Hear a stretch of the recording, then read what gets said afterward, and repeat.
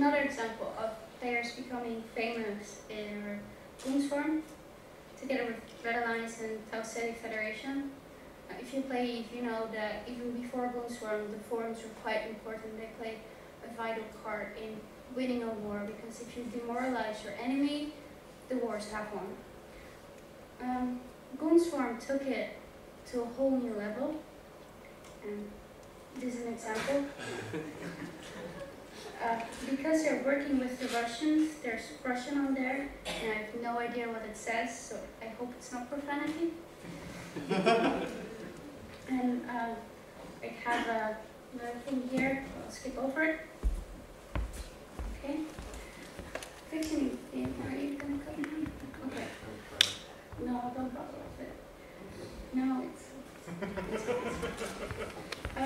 fiction influences game design decisions. Now, I said I'm working on the expansion walking stations, and in walking stations you will get out of your spaceship and walk around in the stations. Now, as a pilot in EVE in space, you are immortal. If something bad happens, your consciousness is downloaded to a clone. In stations, there's no computer that will download your consciousness, so you can be a Titan pilot and be killed by a teaspoon. We thought that would be a bit, yeah, that's also special. So we decided for now in walking stations there won't be any combat until we somehow solve that special issue. Game design also drives the fiction. We have faster online communication, also known as chat channels, and we have scientific chronicles that explain how that works. Fiction and game design come together in the missions, especially factional warfare missions. If you just run missions, you are helping your empire win the war. And the mission text will tell you as well about what's going on, so that's quite cool. Now, fiction and art, you might say, what? But yeah, there's a connection. Historically, you can tell something about a society by looking at its art.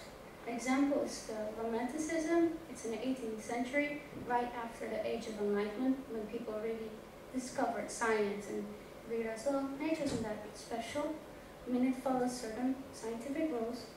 And the Romanticism people felt that something was lost. They wanted to feel inspired and humbled by nature. So they started making art that really showed how small people are and how wonderful nature can be. And the same applies in if you can tell something looking at Amar, and you get a sense of their society. Amar are majestic, they're religious, and they believe in grandeur and looking rich and powerful because they are God's chosen people. Kaldari are very efficient, militaristic. It's not decorative, they're businesslike, they're serious people. Humor is not that great for Kaldari people. It's like, why are you being funny? It's not funny. They're those kinds of people. Galenta are the opposite.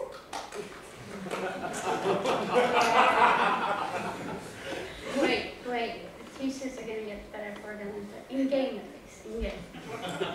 They're elegant, they're luxurious, they have that certain je ne sais quoi, they're easygoing people. They might tell Kaldari, like, loosen up, you know. Your corporation, they're all, live your own life, those kind of people. Mimitar are still fighting against Amar. They are more a tribal race. They're closed ships and environments, Aesthetics come secondary, and most of their resources go into freeing other Mimitar. And they're a bit more guerrilla warfare style. So here's some concept art. Walking in stations. This is Amar Promenade. As you can see, it's very monumental, very imposing. You have to get the message. We are the Amar Empire. We are rich, but you mean nothing to us. It's about the whole. It's very rich and sleek.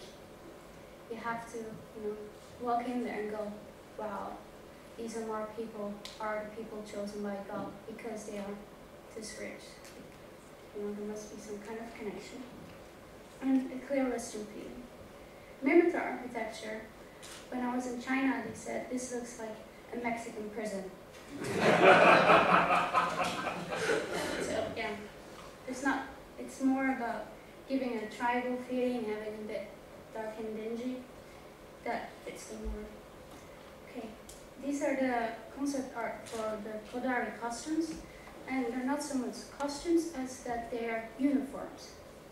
I mean, it's very serious, it's business-like, it's strong, it's powerful. And then we have the Galenta, and it's still powerful, but it's more elegant, it's more sexy. It's not like I'm gonna walk dressed like this into a business meeting.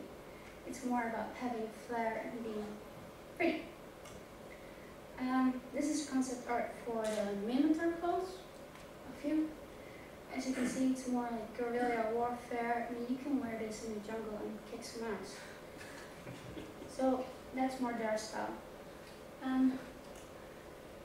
That's it. I rushed through it to the end, sadly. So that's how fiction connects in Eve, and it's really now the question: what story do you want to tell? How do you want to be remembered? Do you want to be the lone wolf who becomes famous, or do you want to do your bit for the empire? That was it. Is there time for questions? Yeah. Okay.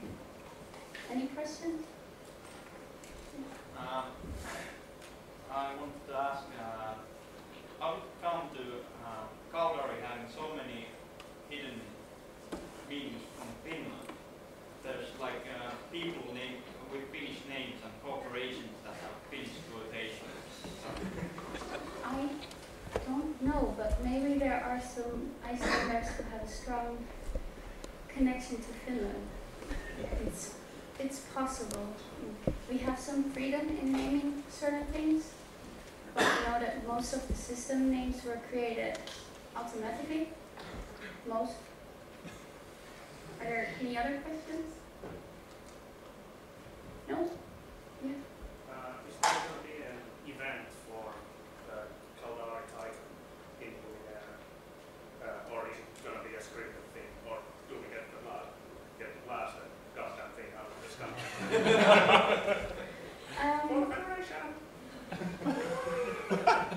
I think it was explained in the book how it came to come into existence. And I believe there should be a wreck around the planet. There are some signs in the universe about the book, but I don't think there's any more planned at this moment. Sadly.